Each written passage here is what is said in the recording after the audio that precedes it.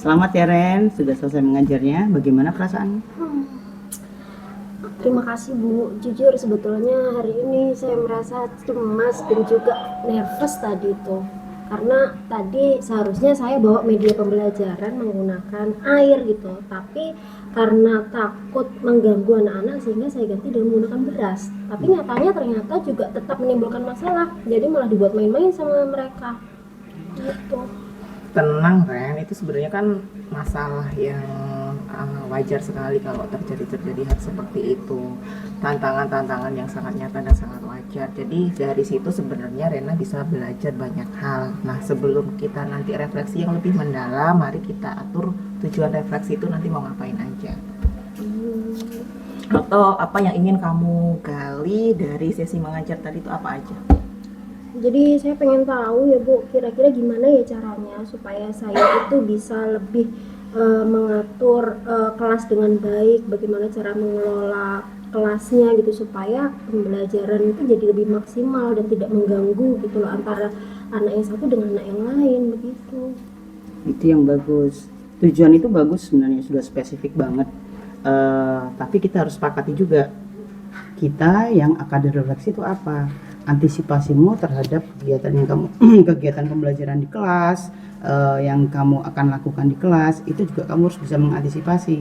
Kalau seandainya terjadi hal-hal seperti yang kamu perkirakan tadi, kamu sudah memperkirakan bahwa air tidak akan bisa digunakan, kamu pakai beras, tapi beras ternyata juga tidak bisa digunakan, kamu juga harus berpikir cepat untuk bisa, apa yang bisa saya gunakan sekiranya tidak mengganggu situasi kondusif di kelas. Itu yang harus kamu pikirkan sebenarnya. Nah, kami di sini, saya sama dosen DPL tidak berusaha untuk menghakimi, tapi kami berusaha untuk membantu kamu untuk menemukan solusi. Jadi jangan takut, tidak perlu takut, tidak perlu nervous, tidak perlu, malah kami nanti akan membantu kamu, membimbing kamu gimana caranya mengajar yang baik.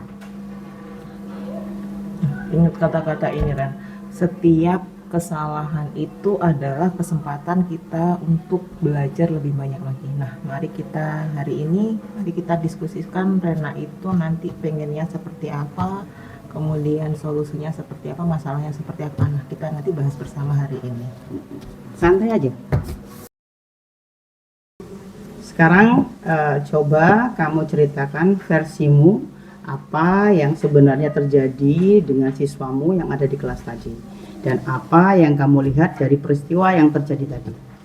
Oke, jadi mereka itu awalnya saya instruksikan untuk memindahkan beras ke dalam gelas sebetulnya Ibu.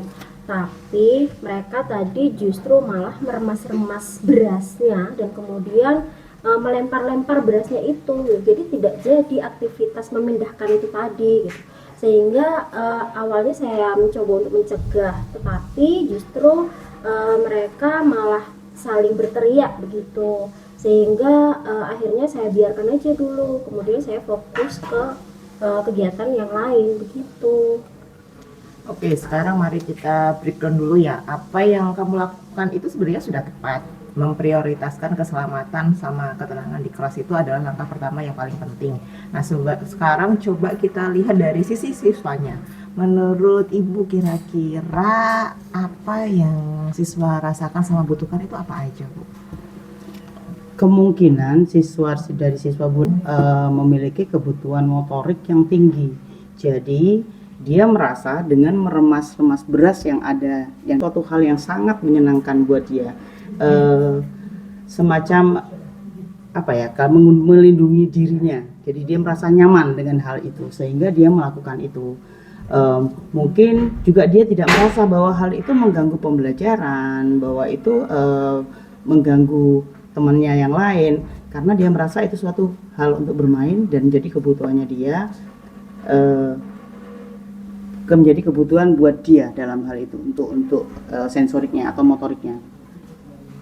Sekarang Rena harus tahu apa yang bisa kamu lakukan untuk mengakomodasi kebutuhan dari siswamu tadi untuk mencapai tujuan pembelajaran. Harus tahu apa yang harus dilakukan.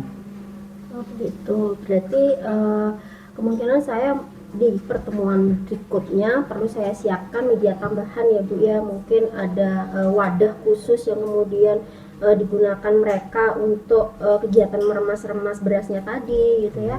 Dan untuk aktivitas memindahkan saya mungkin perlu menggunakan media yang lebih besar supaya nantinya mereka tidak melakukan kegiatan meremas begitu, jadi bisa memindahkan dan fokus pada aktivitas kegiatan yang sudah saya siapkan gitu ya. Nah, itu poin yang sangat bagus, Ren. Jadi kamu sudah menemukan solusinya. Itu bisa dinamakan dengan diferensiasi dalam pembelajaran. Jadi Rena itu nggak melawan kebutuhan siswa, tapi mengalihkannya ke aktivitas yang lebih sesuai dengan anak. Itu solusi yang jauh lebih efektif daripada sekedar melarang siswa tersebut. Betul sekali. Kekuatanmu, kamu yang bagus dalam menghadapi hal tadi itu, kamu tetap tenang, kemudian bisa mengalihkan fokus siswa ke hal lain yang bisa bermanfaat buat dia tanpa mengganggu pembelajaran. Tapi pembelajarannya tetap berjalan tadi. Nah, itulah skill yang berharga yang harus dimiliki oleh guru SLB. Cepat mengalihkan situasi. Dari diskusi kita hari ini, apa kesimpulan sama pembelajaran terbesar yang bisa kamu ambil, Ren? Oke, jadi dari perilaku siswa yang muncul tadi mungkin akhirnya saya bisa menyimpulkan bahwasanya kegiatan-kegiatan yang mereka lakukan atau respon mereka yang tadi itu yang sepertinya mengganggu itu adalah mungkin salah satu cara mereka untuk berkomunikasi gitu ya dengan saya terkait dengan kebutuhan yang mereka butuhkan sebetulnya begitu. Jadi daripada kegiatan saya bingung untuk repot-repot melarang gitu ya, jadi lebih baik mungkin saya mencari alternatif lain gitu supaya bisa mengalihkan kegiatan mereka yang awalnya mengganggu itu menjadi sesuatu kegiatan yang positif. Sempurna. Itu pembelajaran yang sangat mendalam. Sekarang mari kita buat rencana tindakan lebih lanjut, tindakan lanjutan yang lebih konkret untuk pembelajaran besok. Baik, jadi mungkin besok saya perlu menyiapkan seperti sensory box begitu ya Bu, seperti untuk wadah dari berasnya itu tadi gitu ya. Dan kemudian mungkin perlu menggunakan seperti bola-bola kain untuk aktivitas memindahkan itu tadi, dan kemudian mungkin saya perlu menyusun langkah-langkah yang lebih strategis, kemudian yang instruksinya mungkin lebih jelas dan singkat dan mudah dipahami oleh siswa begitu.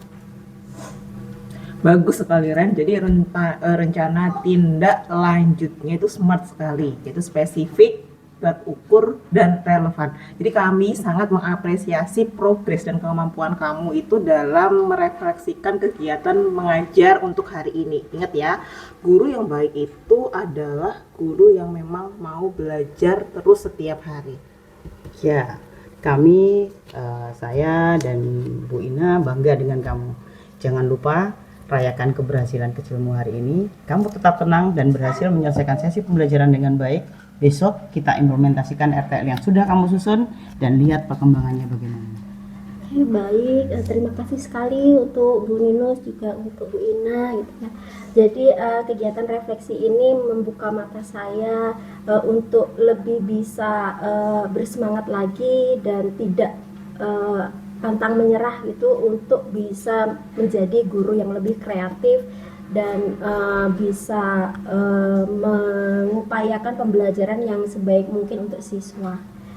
Saya siap sekali untuk menghadapi hari esok.